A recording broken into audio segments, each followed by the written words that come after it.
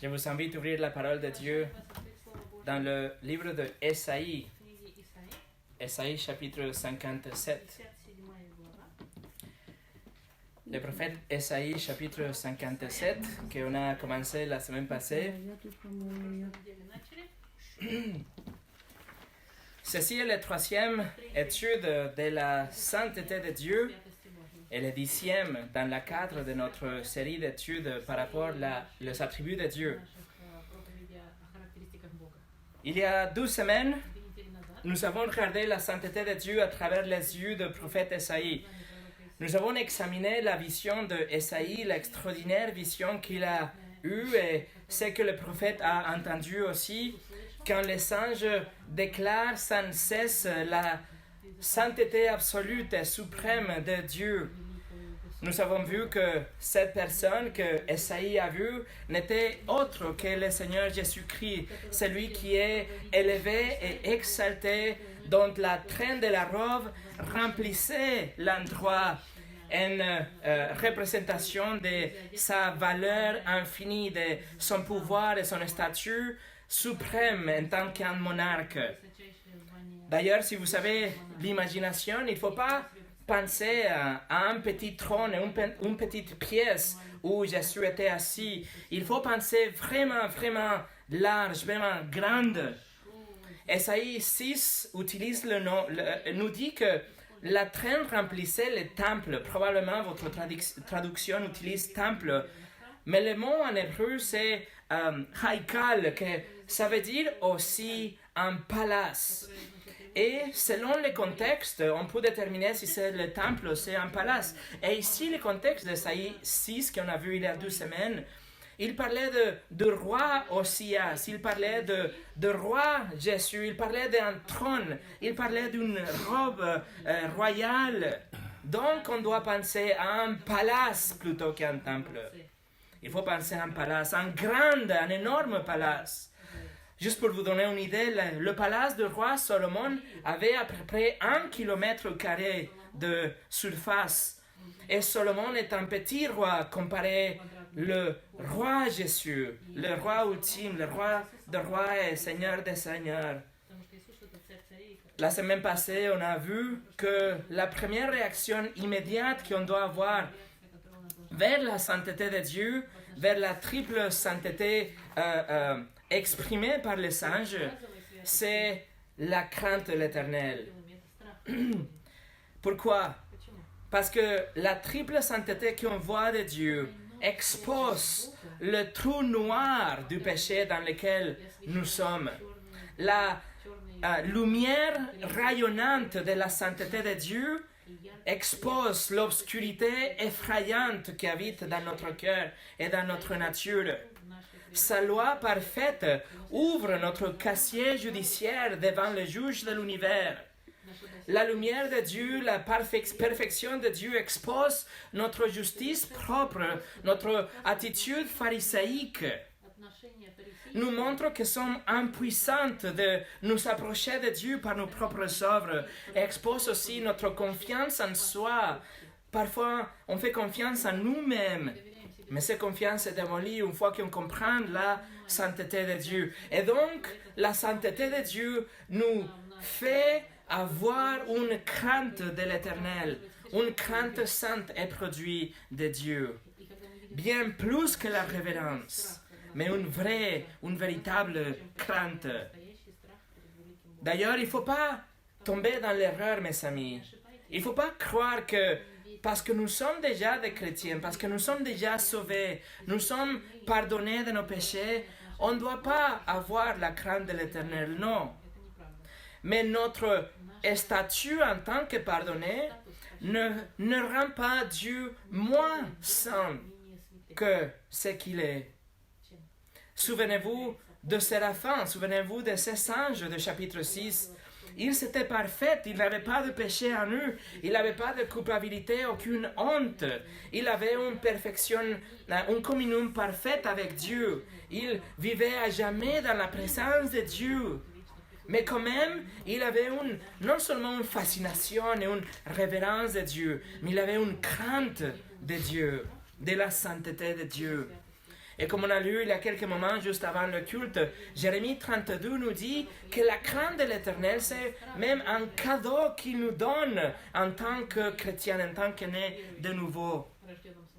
La crainte de l'Éternel est tellement importante qu'elle est utilisée, la phrase est utilisée 16 fois dans le livre de Proverbes et nous donne de nombreux avantages indispensables dans notre vie, tels que trouver de la sagesse, détester le mal, avoir une vie plus large ou plus longue, être satisfait avec tout ce qu'on a, avoir de l'honneur, avoir de la sécurité. Tous les avantages de la crainte de l'Éternel sont listés dans le livre de Proverbes, ainsi que les choses qu'on a si on n'a pas la crainte de l'Éternel. Par exemple, nous sommes attirés par le mal. Nous sommes séduits par notre chair. Nous sommes séduits par le monde. Nous sommes éloignés de Dieu si on n'a pas la crainte de Dieu. Et on finit par être détruits. Alors, absolument oui, on a besoin de la crainte de l'Éternel devant nos yeux, qui commence avec une compréhension, une reconnaissance de la sainteté de Dieu. Alors la sainteté de Dieu nous conduit à une sainte crainte. Mais Dieu, comme on va voir aujourd'hui, Dieu ne nous laisse pas dans ce sentiment de peur. De là, il va nous conduire à un amour pour lui et une louange pour lui, qui après va nous amener aussi à notre propre sanctification. Donc aujourd'hui, nous allons voir 12 autres réponses immédiates à la sainteté de Dieu, dont la louange et notre sanctification. Mais avant de commencer, on va prier.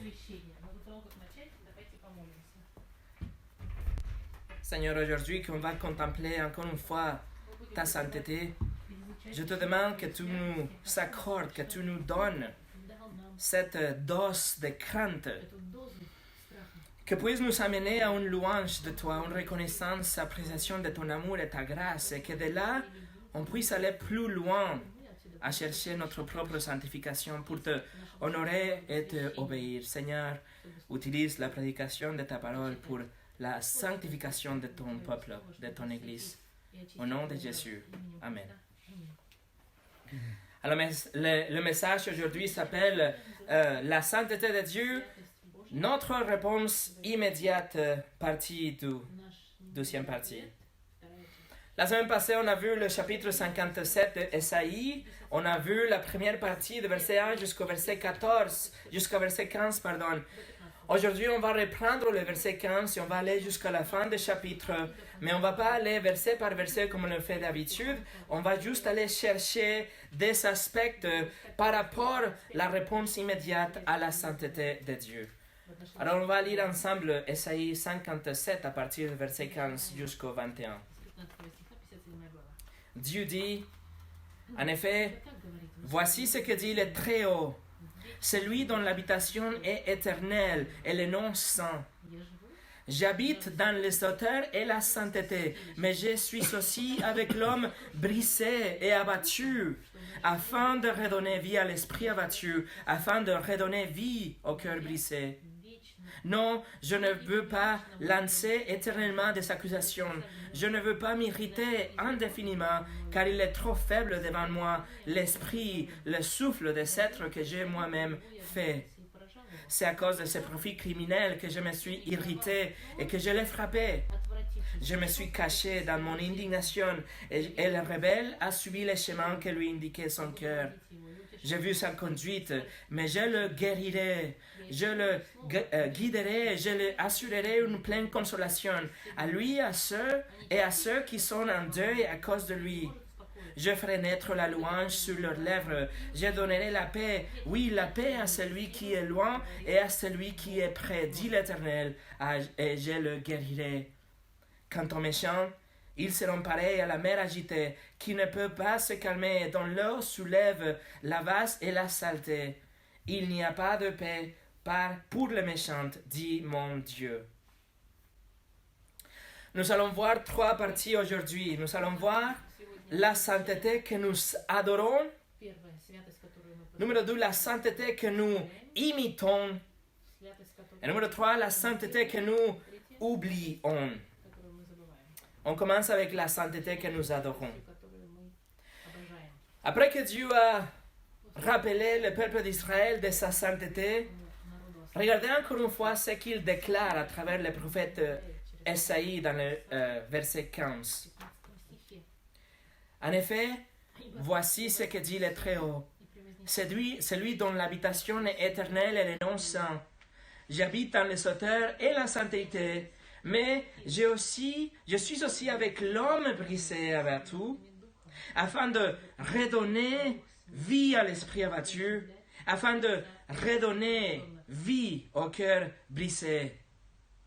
Dieu dit que lui, il-même, il redonne la vie à tous ceux qui viennent à lui humblement, à tous ceux qui viennent à lui d'une façon révérente, à tous ceux qui viennent à lui avec une crainte, la crainte de l'Éternel, avec un cœur brisé, avec un esprit abattu, il va leur donner la vie. Autrement, vous venez par terre et Dieu, il vous soulève. Et à cause de cet acte de bonté, notre deuxième réponse immédiate à la sainteté de Dieu est la louange. C'est-à-dire que la crainte de l'Éternel est notre première réponse, mais on ne reste pas là. Après, on va à la louange. On doit commencer, mes amis, en se souvenant que presque chaque fois que quelqu'un dans la Bible tombe par terre dans la crainte de l'Éternel, à cause de la sainteté de Dieu, Dieu répond en calmant ses craintes. La semaine passée, on a vu Apocalypse 1:17, quand Jean a été exposé à la gloire de Christ, et il écrit dans le verset 17, « Quand je le vis, j'ai tombé à ses pieds comme mort. Il posa alors sa main droite sur moi en disant, « N'aie pas peur. » Daniel, il dit aussi dans le chapitre 10, « Lorsqu'il m'a dit cela, je me suis tenu debout, tout tremblant. Il m'a dit, « Daniel, n'aie pas peur. » Pierre, quand il a commencé à réaliser la divinité de Christ, on a vu la semaine passée, il a réagi dans la peur. Mais Luc 5, verset 10 nous dit que Jésus a dit, « Pierre, n'aie pas peur. » Alors notre crainte de Dieu est immédiatement soulagée par l'amour de Dieu, couvert par l'amour de Dieu. En fait, l'apôtre Jean écrit dans son premier épître, il dit, dans le 4:18, il dit, « Il n'y a pas de peur dans l'amour, au contraire, l'amour parfait chasse la peur, car la peur implique une punition. » Alors l'amour de Dieu surmonte et dépasse le poids de la crainte de Dieu. Parce que la crainte de Dieu implique une punition, mais l'amour de Dieu, il va annuler cette crainte. La peur de jugement est annulée à cause de l'amour de Dieu. La crainte instantanément fait de la place à l'amour et au réconfort de Dieu. Et ça, c'est en fait l'essence de la repentance, l'essence de la vraie repentance. Parce que quand on est exposé à notre propre péché, quand on voit la gravité de notre péché, quand nous comprenons combien offensive est notre péché envers un Dieu qui est 3 fois saint, quand on comprend qu'il est tellement saint et tellement juste qu'il doit nous punir, alors on a peur. Et donc, dans la crainte, nous nous détournons de nos péchés. Et le Saint-Esprit produit en nous un changement de cœur que même si on pense à ces péchés qu'on faisait avant, on a l'envie même de vomir.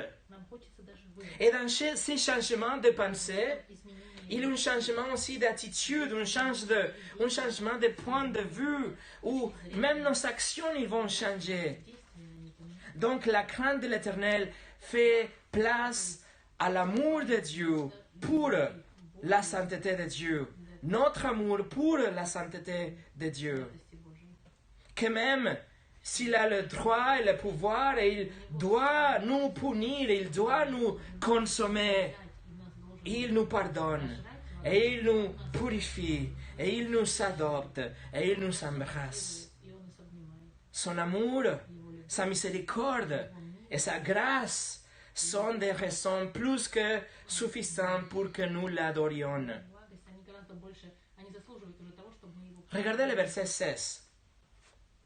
Esaïe dit, Dieu dit à travers Esaïe, « Non, je ne veux pas lancer éternellement des accusations, je ne veux pas m'irriter indéfiniment, car il est trop faible devant moi, l'esprit, le souffle des êtres que j'ai moi-même fait. » Après la sévère condamnation qu'on a lue la dernière fois, les premiers 14 versets qui condamnaient l'idolâtrie d'Israël, Dieu le rappelle de sa sainteté dans les 15 et tout de suite dans le verset 16, il promet la guérison et il promet de la direction, du réconfort et la grâce et une nouvelle relation avec ses peuples pécheurs.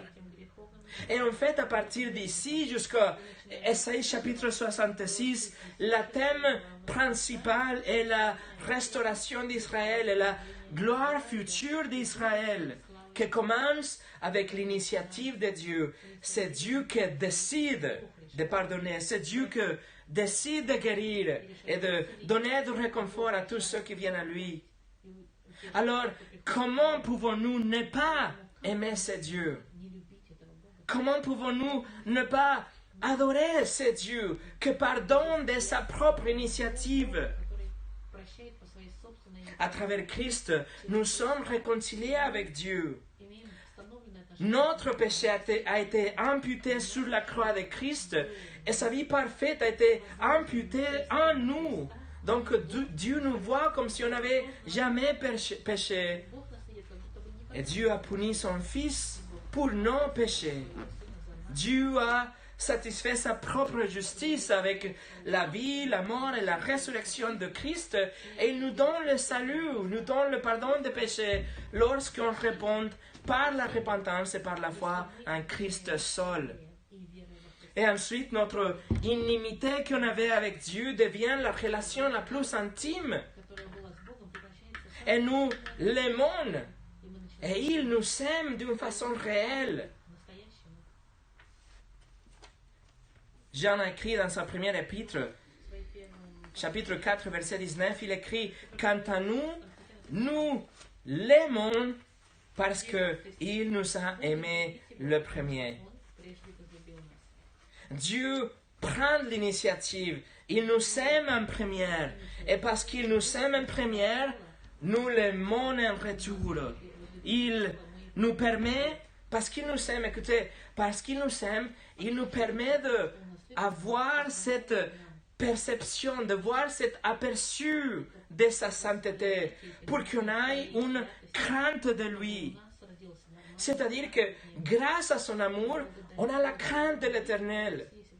Et grâce à qu'on a la crainte de l'Éternel, il nous lave de toutes ses peurs, de toutes ses craintes. Et c'est inévitable de l'aimer en retour. Et sa sainteté devient l'objet de notre louange et de notre adoration. En tant que croyantes, nous aimons sa sainteté. Nous chantons de la sainteté de Dieu. Elle est précieuse pour nous. Et l'amour de Dieu pour nous et notre amour en réponse pour lui engloute complètement, quelle que soit la peur qui reste. L'amour de Dieu pour nous et notre amour pour lui va couvrir toute la crainte de l'Éternel. Mais quand même, la crainte est là. La crainte reste pour toujours dans le cœur d'un chrétien, mais il est enveloppé par l'amour de Dieu.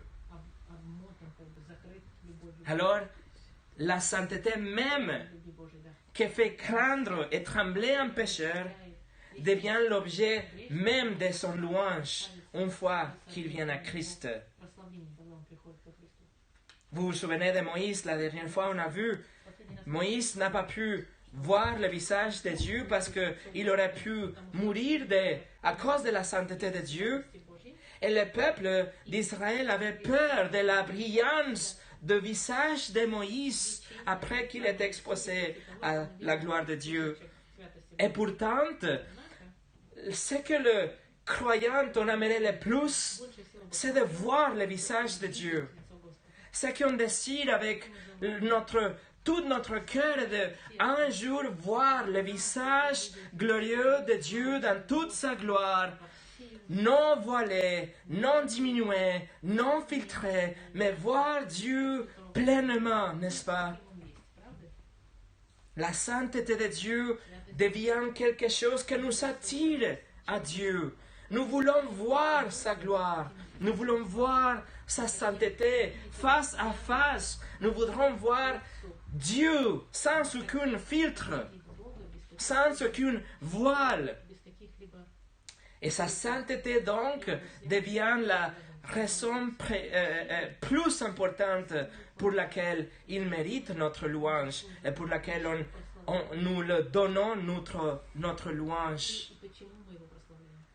Si on désire louer le Seigneur à cause d'un certain rythme musical ou à cause d'un certain état d'extase ou le plaisir de chanter ou chanter avec les autres ou l'expérience collective de chanter, etc., vous êtes en train de louer par de mauvaises raisons. Et ce que vous faites, en fait, ce n'est pas de la louange du tout.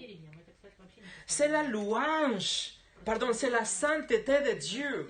C'est la sainteté de Dieu qui doit être la raison principale et la seule raison pour laquelle on vient louer l'Éternel. Il est digne d'être loué. Il est levé, exalté sur un trône. Et les anges chantent jour et nuit, Saint, Saint, Saint est le Seigneur. Et pour ça, nous le louons aussi. Dans le livre d'Exode, chapitre 15, le peuple d'Israël, il dit, qui est semblable à toi parmi les dieux éternels? Qui est comme toi, magnifique de sainteté, redoutable, digne d'être loué? C'est la sainteté de Dieu qui lui rend digne d'être loué. Le psaume 30, verset 4 nous dit, chantez en l'honneur de l'Éternel, vous qui l'aimez, célébrez par vos louanges sa sainteté. Notre louange célèbre la sainteté de Dieu. Et le psaume 99, verset 3 nous dit qu'on célèbre ton grand nom est redoutable, il est saint. Verset 5 nous dit, proclamez la grandeur de l'Éternel, notre Dieu, et prosternez-vous à ses pieds, il est saint. Mes amis, la sainteté de Dieu est la raison principale pour laquelle il mérite notre louange et la raison pour laquelle seulement Dieu mérite notre louange. C'est pour ça que l'idolâtrie est tellement perverse, est tellement horrible, parce que l'idolâtrie fixe notre cœur dans quelque chose qui n'est pas saint du tout. Vous vous souvenez, le livre de Romains, chapitre 1, nous montre que tout commence avec l'idolâtrie, tout commence avec une vision basse, une perception mauvaise de Dieu, une sous-estimation de la sainteté de Dieu. Et de là, on fait une imagination, on fait la création d'un Dieu alternatif, plutôt un pote, un ami, et pas un Dieu.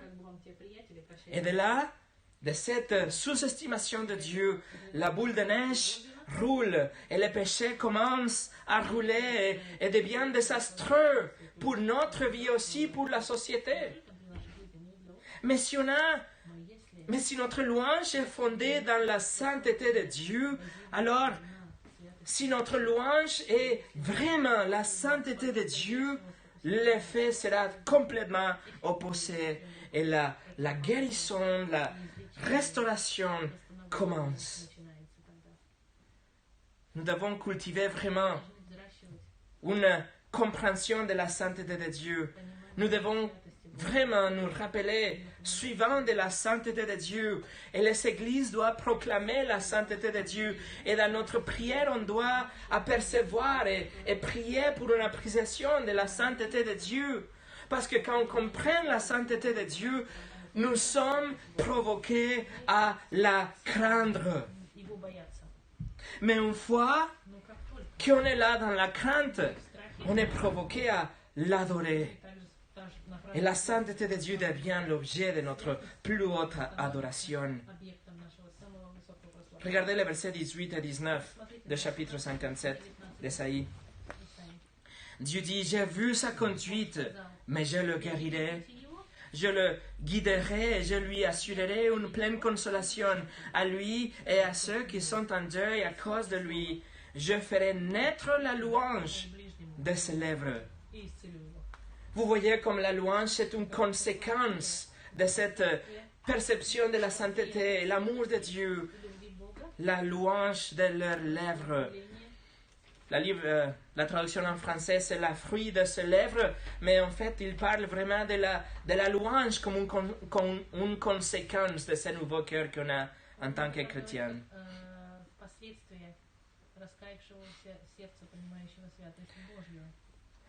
Seulement si on comprend la sainteté de Dieu, seulement si on cultive en nous la crainte de l'Éternel, nous aurons un cœur juste et une attitude sincère dans le culte, dans la vie et aussi dans notre louange à Dieu.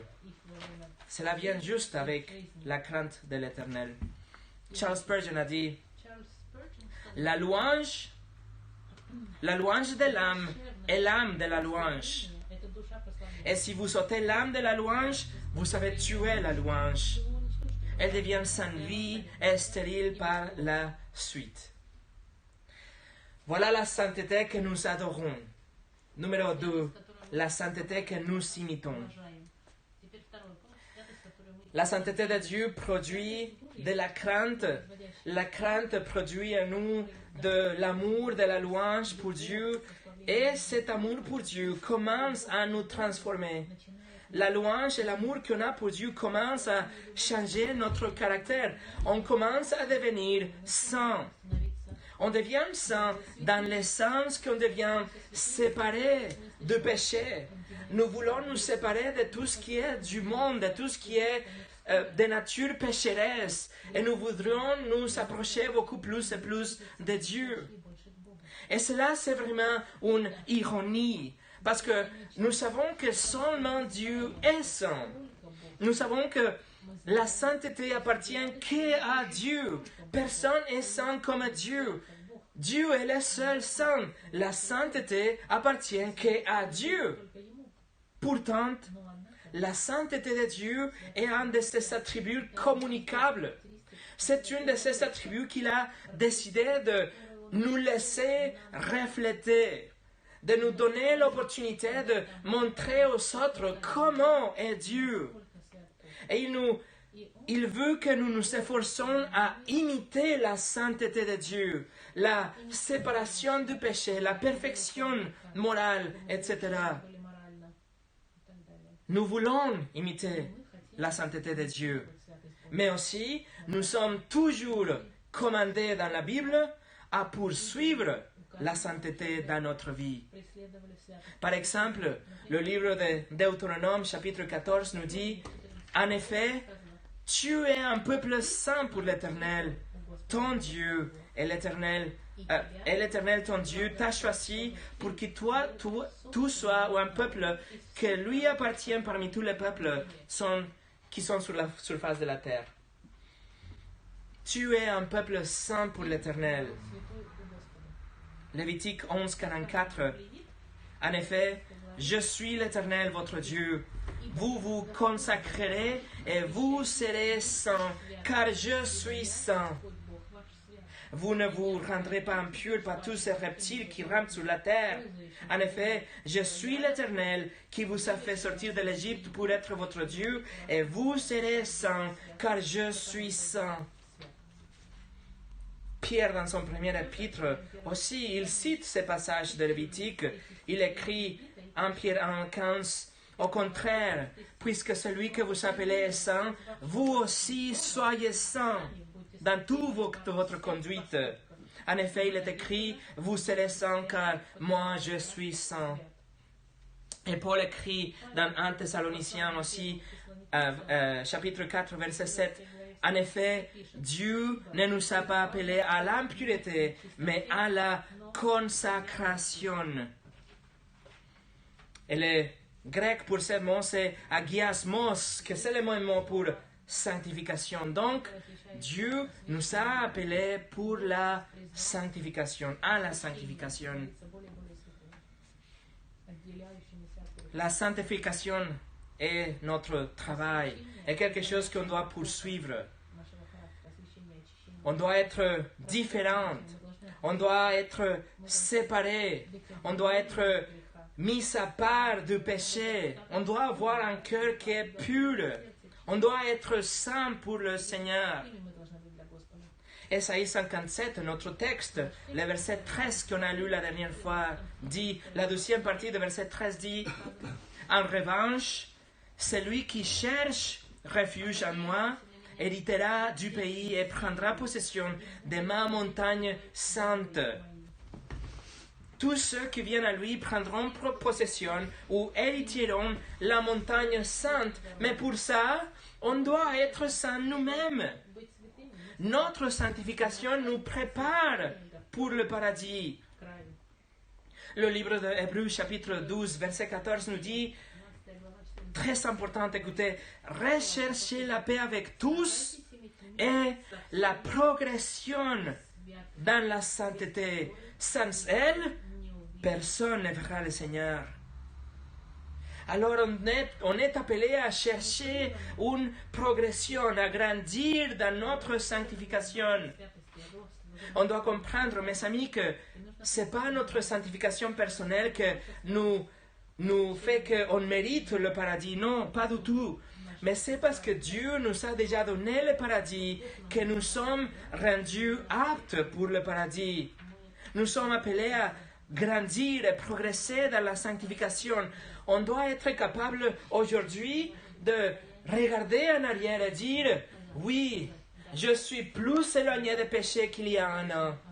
Oui, je suis plus près de Dieu qu'il y a 12 ans. Oui, j'aime la Bible aujourd'hui plus qu'il y a un mois. Ce n'est pas notre sainteté personnelle qui nous sauve, on le sait. C'est le mérite de Christ. C'est la perfection de Christ et l'échange de notre péché pour sa pureté, pour sa perfection. Ça, c'est le seul moyen d'être sauvé. Et parce qu'on est sauvé, parce qu'on est déjà justifié, notre désir maintenant est de refléter la sainteté de Dieu. Je veux que ma vie soit un témoignage pour les autres. Je veux que ma vie soit caractérisée par la sainteté. Je veux être saint. Je veux être séparé du péché. Je veux être loin de la tentation. Ça, c'est la sainteté. Ça, c'est la sanctification. Ça, c'est notre désir d'imiter la sainteté de Dieu. Et on a déjà vu que la crainte est la réponse immédiate qu'on a à la sainteté de Dieu, la crainte de l'Éternel. On doit comprendre que Dieu est saint et que quand même on a la crainte de l'Éternel à cause de notre péché. Et oui, nous soutenons une attitude révérente envers Dieu, oui. Mais la révérence toute seule, mes amis, le respect vers Dieu ne nous empêchera pas de pécher. C'est la crainte de Dieu qui va nous empêcher de pécher. La révérence est qu'un premier niveau. La révérence est la première couche. Mais c'est la crainte de l'Éternel qui va vraiment nous faire grandir dans la sanctification. La crainte de l'Éternel va nous amener à faire de bons choix, à être sages dans notre choix. La crainte de l'Éternel joue un rôle majeur dans notre sanctification. La crainte de l'Éternel gardera un homme loin de la pornographie. La crainte de l'Éternel gardera une femme loin d'une clinique d'avortement. La crainte de l'Éternel gardera un enfant loin de la convoitise et loin du mensonge. C'est la crainte de l'Éternel qui va garder un associé loin de trahir son partenaire. C'est la crainte de l'Éternel qui va garder un couple loin de l'adultère et un employeur loin de cacher son revenu, etc. On l'a lu avant le culte, Jérémie 32. C'est un cadeau et la crainte de l'Éternel, c'est un cadeau qu'il nous donne. Et Dieu dit pour que ne vous éloignez pas de moi,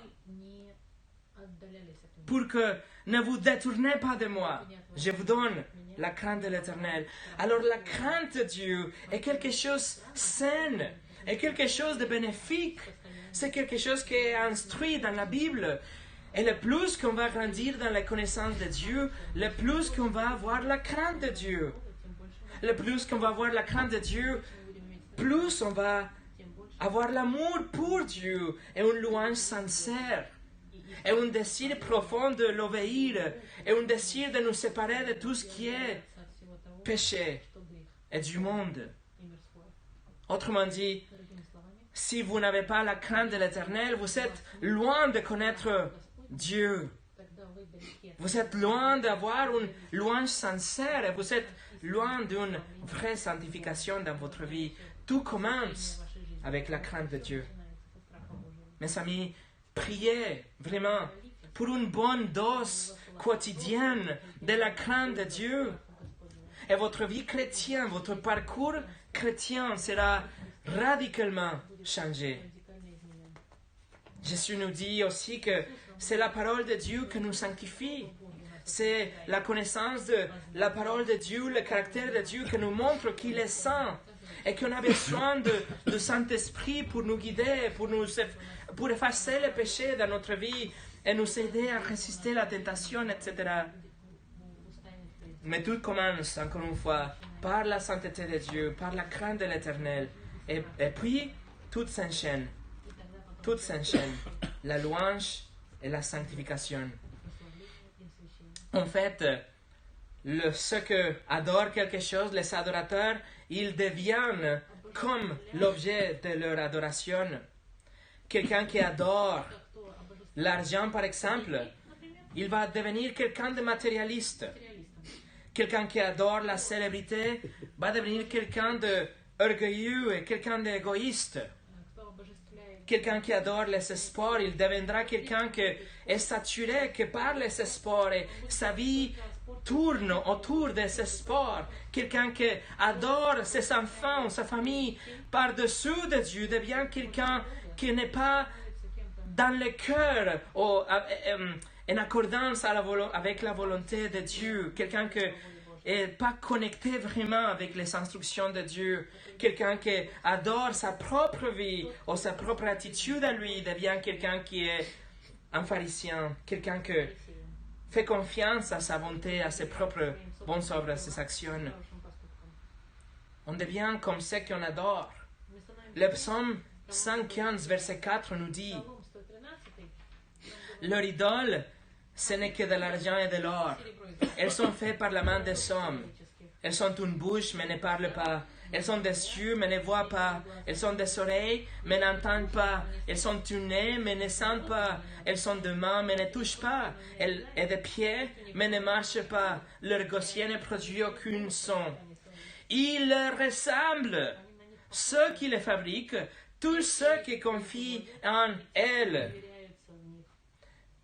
Si on confie un idole, on devient comme un idole.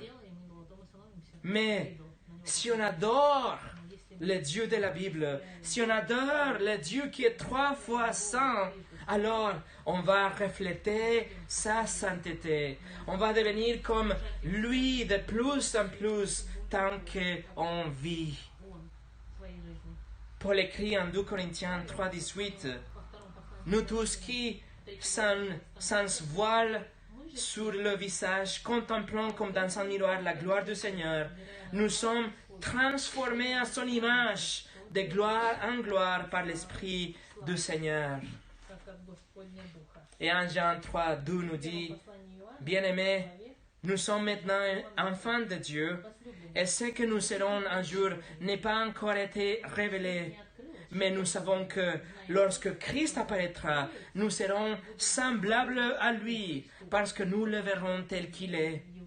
Toute personne qui possède cette espérance en lui se purifie comme lui-même est pur. » Notre désir est d'être pur, d'être de plus en plus purifié, que notre comportement soit plus pur qu'auparavant.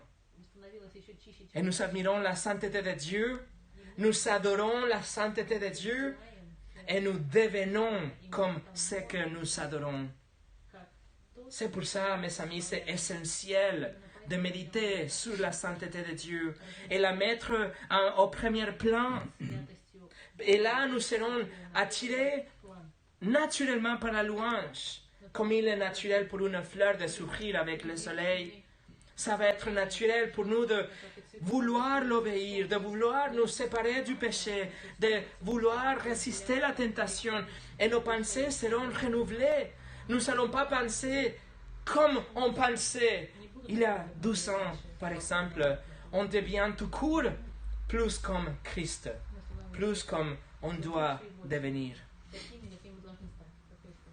Ça, c'est la sainteté que nous adorons et nous imitons. Et maintenant, la sainteté numéro 3, la sainteté que nous oublions. On a déjà parlé de roi Osias. On a vu que le roi Osias, il est mort quand Esaïe a commencé son ministère, on l'a vu dans le chapitre 6. On a dit qu'il était un bon roi, on a dit qu'il était le 3e bon roi de Juda, qui a commencé son royaume d'une façon extraordinaire, en suivant le Seigneur, en soutenant la sainteté de Dieu, en suivant les commandements, etc. Mais il a fini très très mal. Il a fini très très mal. Au début, il avait la crainte de l'Éternel. Il louait le Seigneur comme il fallait. Il poursuivait une sanctification de lui et même la sanctification du peuple d'Israël. Mais une fois qu'il était fort, une fois qu'il est devenu quelqu'un de très important et puissant, les péchés, l'orgueil se sont glissés dans sa vie. Et il a perdu complètement la vision de la sainteté de Dieu. Et il a oublié complètement la crainte de Dieu. Et il a laissé tomber une louange appropriée et la sanctification personnelle. Et il a vraiment fini mal. Je vous invite à laisser votre doigt ici et tourner avec moi à 2 Chroniques, chapitre 26. 2 Chroniques, chapitre 26.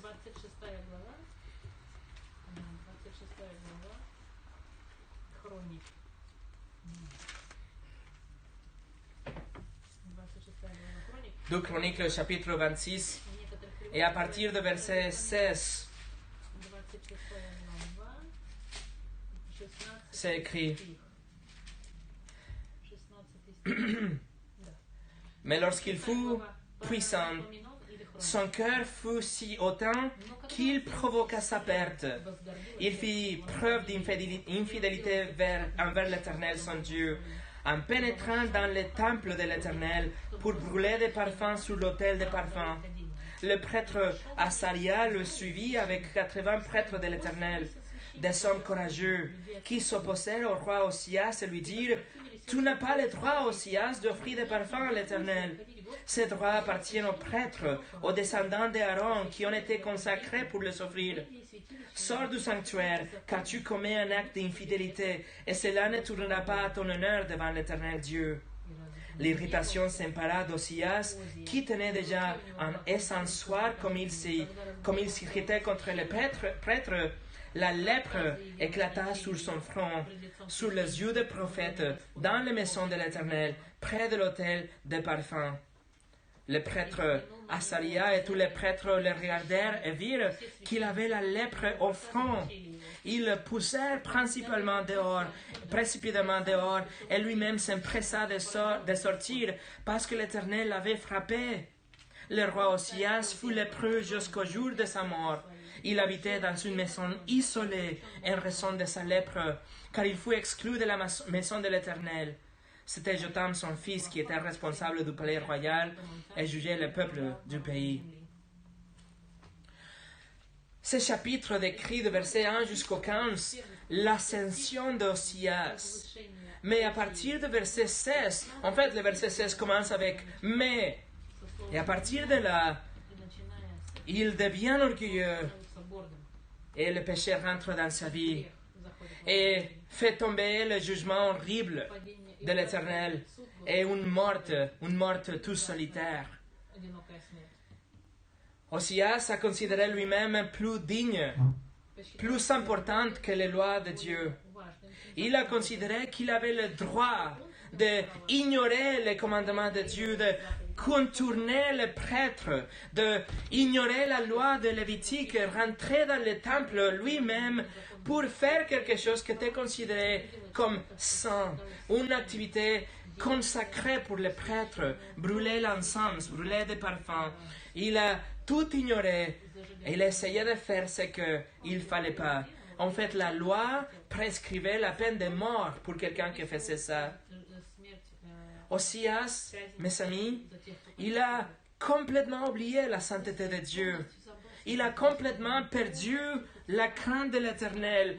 Il a laissé tomber une sincère louange et une sanctification personnelle. La crainte de Dieu a une relation inverse avec l'orgueil. Plus vous en avez un, moins vous en avez l'autre. Osias aurait pu utiliser une bonne dose de crainte de Dieu à la fin de sa vie. Le texte nous dit que 80 prêtres se sont opposés à lui, mais en lieu de se repentir, en lieu de poursuivre le conseil de ces prêtres et rentrer dans la raison et obéir la parole de Dieu, il s'est mis en colère. Et dans ce moment-là, Dieu l'a puni avec la lèpre jusqu'à sa mort.